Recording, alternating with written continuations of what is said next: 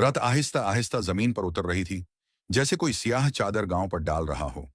चांद बादलों के पीछे उटका हुआ था, बिल्कुल यूं जैसे वो खुद भी उस रात से डर रहा हो। डारापुर गांव बहुत पुराना था।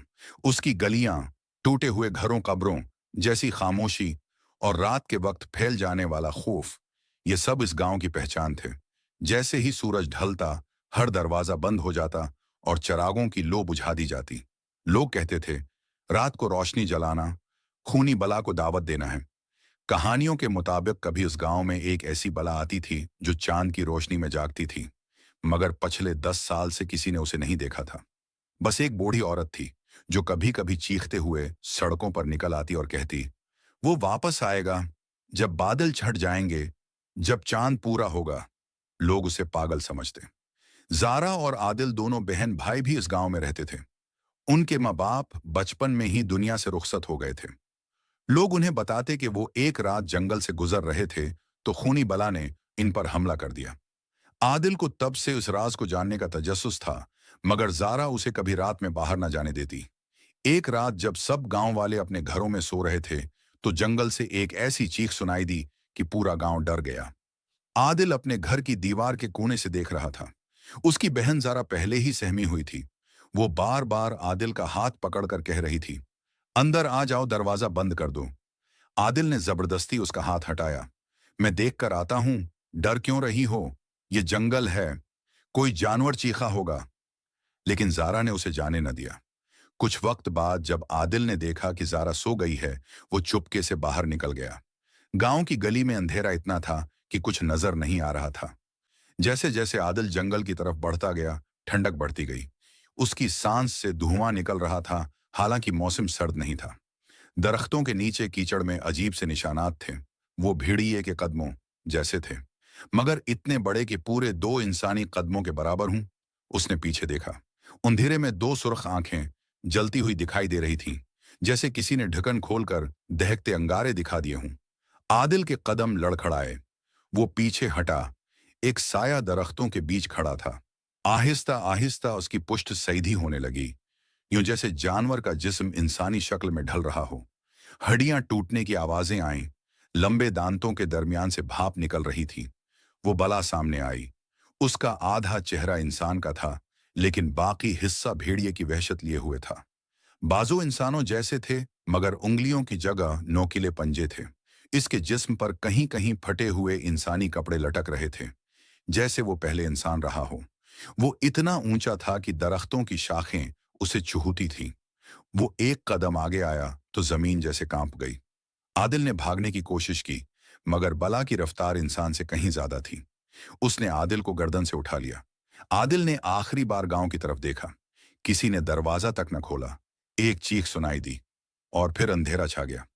अगली सुबह जारा जागी तो आदिल गायब था। जारा ने हर जगह उसे ढूंढा। जंगल के किनारे सिर्फ एक फटी हुई कमीज और चंद गहरे खून के धब्बे मिले। बूढ़ी औरत ने जारा को देखा और कहा, तेरा भाई भी वो ही बला ले गए जो तेरे माँ बाप लेकर गए थी। जारा घर पहुंची और फूट फूट कर रोने लगी। वो रात जारा के लिए सबसे लंबी रात थी। वो बार बार घर की खिड़की से बाहर देखती रही कि शायद आदिल आ जाए। आधी रात गुजरने के बाद दरवाजे पर हल्की सी दस्तक हुई। जारा, मैं हूं, दरवाजा खोलो। आवाज बिल्कुल आदिल की थी। वो भागती हुई दरवाजे तक आई, मगर जैसे ही उसका हाथ कुंडी को छूने वाला था, आवाज फिर आई। इस बार वो आवाज आदिल की थी, मगर इस जैसी नहीं। दरवाजा खोलो। जारा पीछे हट गई। उसने दरवाजे के नीचे देखा। साया अंदर से नजर आ रहा था।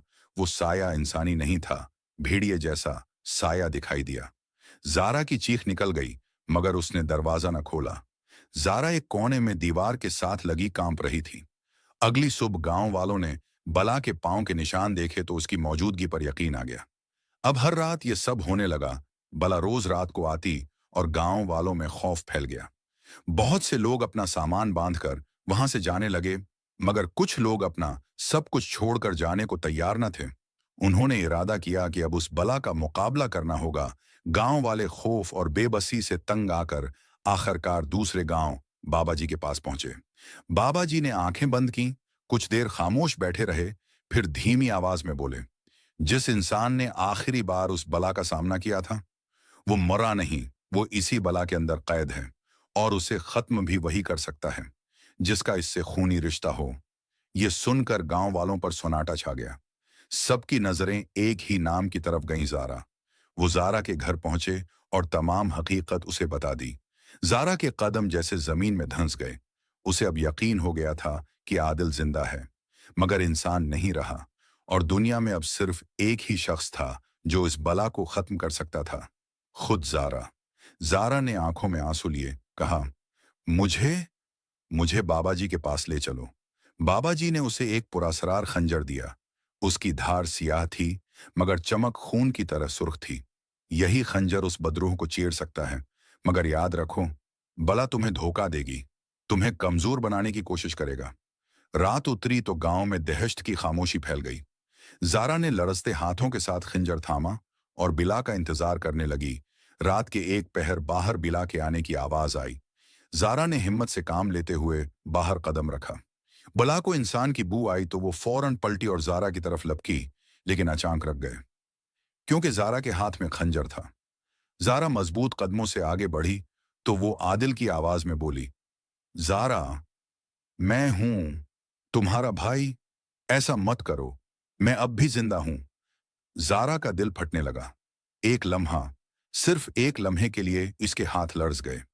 बला ने उसकी कमजोरी महसूस कर ली। वो तेजी से आगे लपकी। जारा ने आंखें बंद की और पूरे जोर से खंजर बला के सीने में उतार दिया। एक खौफनाक चीख गूंजी। दरख्तों की शाखें हिलने लगीं। बला की वहशत टूटती गई। उसका चेहरा लम्हा भर को इंसानी बना, आदिल की आंखों जैसा, नरम, मजबूर, दर्द भरा। फिर वो मुट्ठी में गिर पड़ा।